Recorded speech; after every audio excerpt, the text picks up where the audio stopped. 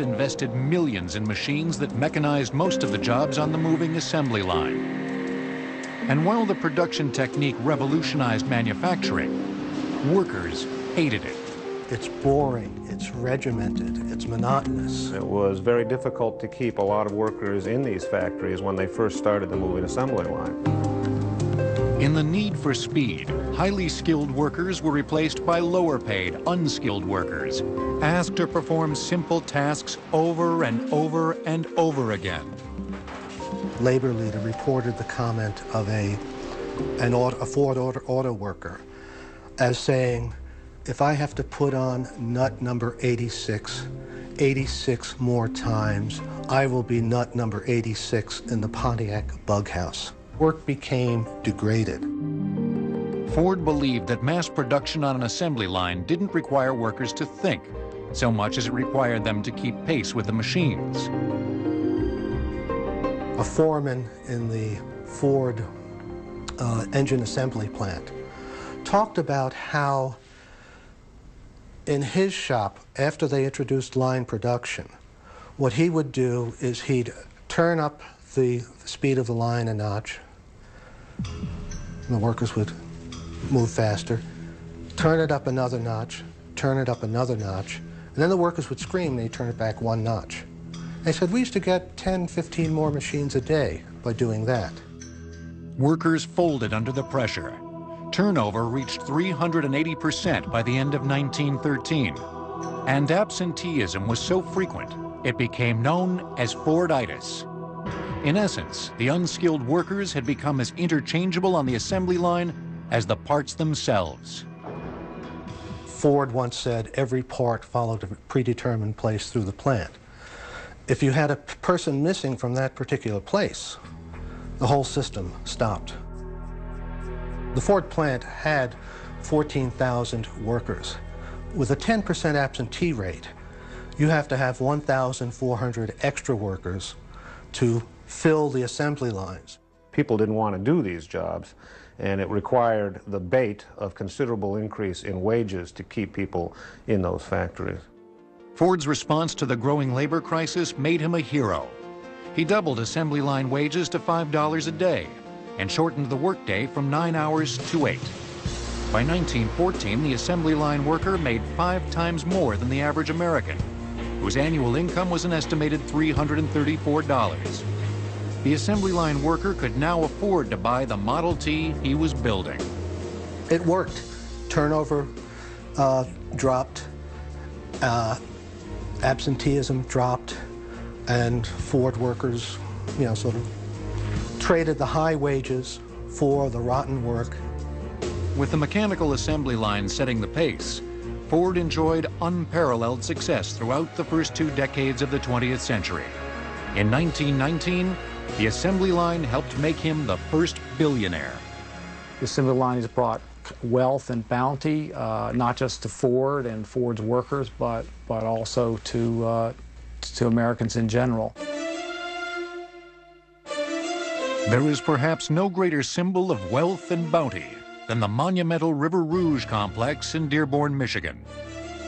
Opened in 1918, many considered the plant to be Henry Ford's industrial masterpiece, the embodiment of mass production and the assembly line technique on an epic scale.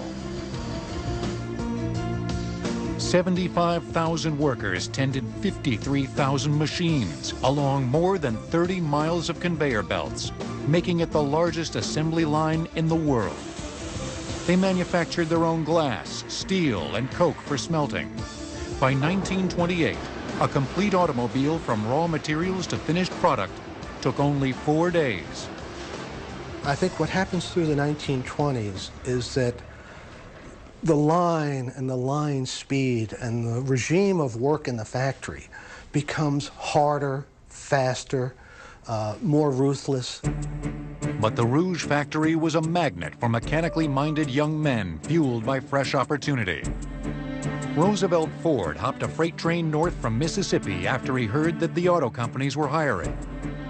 In 1921, Roosevelt went to work for Ford.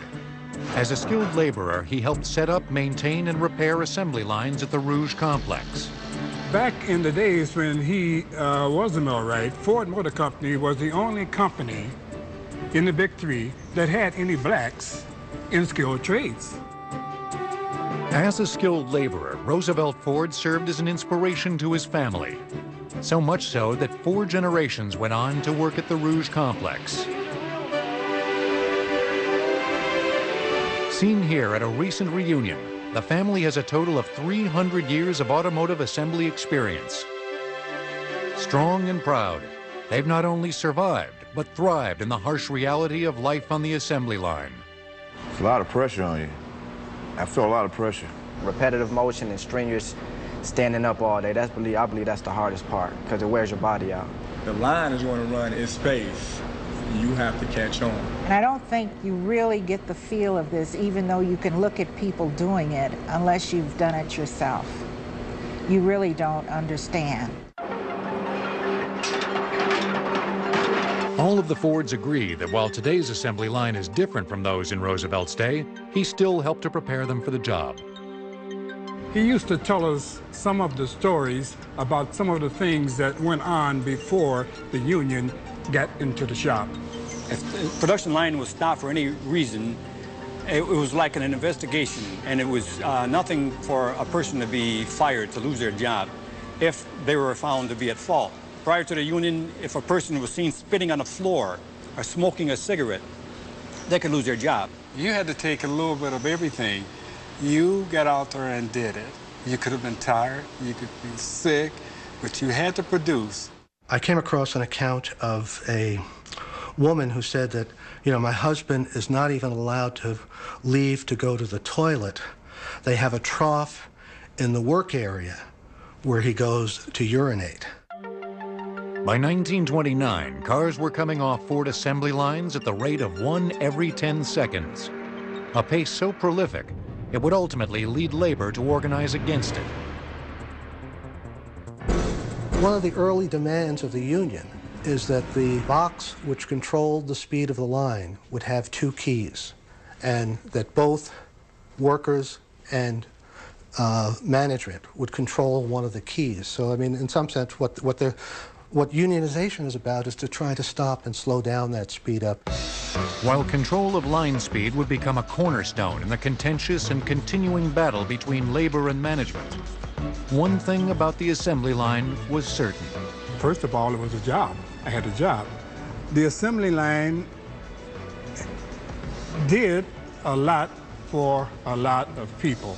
It was a phenomenal thing, I guess is the best way for me to put it.